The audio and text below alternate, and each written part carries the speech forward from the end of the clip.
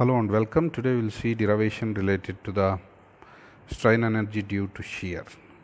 Okay, shear means the load which is acting parallelly to the cross section. See here, if imagine this is a member.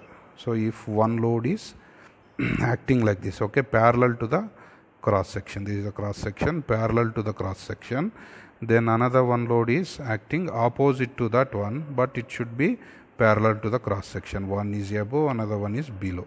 Okay, it looks like this. Okay, then we can say that one is a shear force.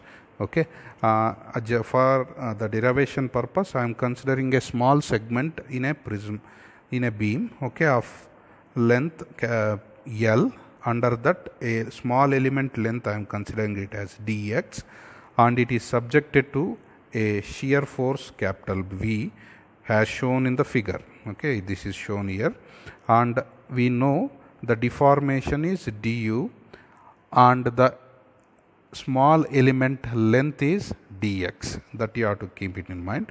Deformation of small element, we are considering it as du, and the length of small element, we are considering it as dx. So in order to analyze, we know the standard formula, that is modulus of rigidity, that will be equal to shear stress by shear strain. Okay, shear stress by shear strain, that you have to keep it in mind. And in addition to that, we know shear strain that will be equal to change in length, that is change in length divided by original length. Okay, shear strain that will be equal to change in length divided by original length. Change in length I am considering, so then it will be as follows: change in length that will be equal to shear strain multiplied by dx. Okay, then further simplification, just I am given the same equation here. Okay, so shear strain that will be equal to du by dx. Du is change in length divided by original length of element is dx.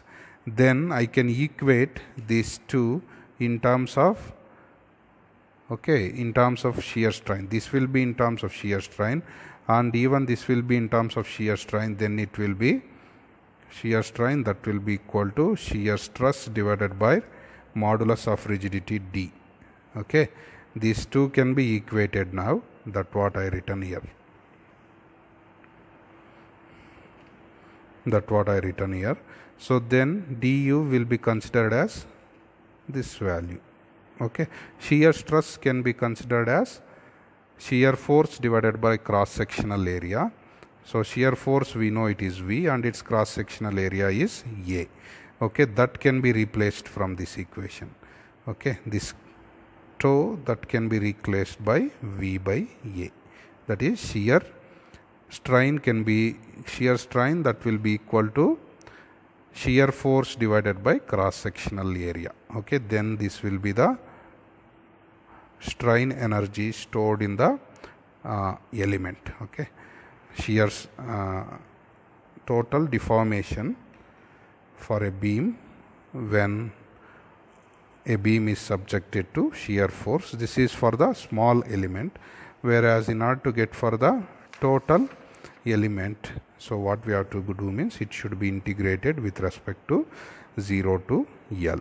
And we know strain energy that will be equal to total work done, that will be equal to half into here load we are acting is capital V, that is shear force, and we know it will undergo deformation as, or displacement we can consider it as u. Okay, that will be equal to 1 by 2 V into u. Then in place of u, I am substituting this equation we got from the previous steps. Okay, just I am replacing that one.